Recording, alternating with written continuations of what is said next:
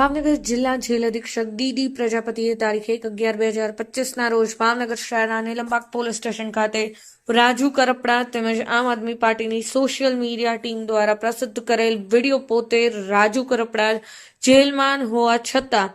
એક video viral કરી પોતે જેલમાં હોવાનું જણાવી બનાવટ કરીને તૈયાર કરેલ વિડીયો બનાવી તેને ખોટો હોવાનું જાણવા છતાં સાચું હોવાનું જણાવી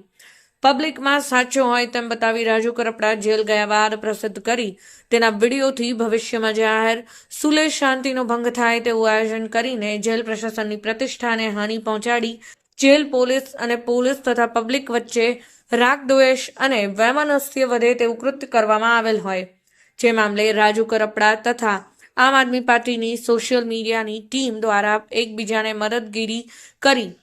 વિડીયો પ્રસિદ્ધ કરી ગુનો કર્યા બાબતની ફરિયાદ નોંધાવવામાં આવી હતી જે મામલે આ કેસની તપાસ સાયબર સેલના પીઆઈ જેડી બારોટને સોંપવામાં આવી છે અને સાયબર સેલ દ્વારા ગઈકાલે સાંજે 5:30 કલાકે રાજકોટ જેલ ખાતેથી રાજુ કરપડાનો કબજો લઈ ભાવનગર લાવવામાં આવ્યા છે જેને આજે કોર્ટ સામે પ્રોડક્શન કરવામાં આવ્યા હતા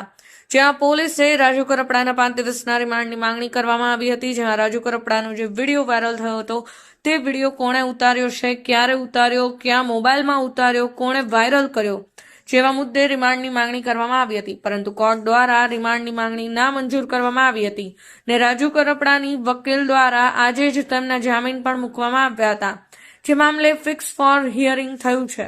એટલે કે જામીન અરજીની સુનાવણી આવતીકાલે થશે। હાલ રાજુ કરપડાને ભાવનગર જિલ્લા જેલ ખાતે લઈ જવામાં આવ્યા છે। Zahid Syed, reporter 24 news.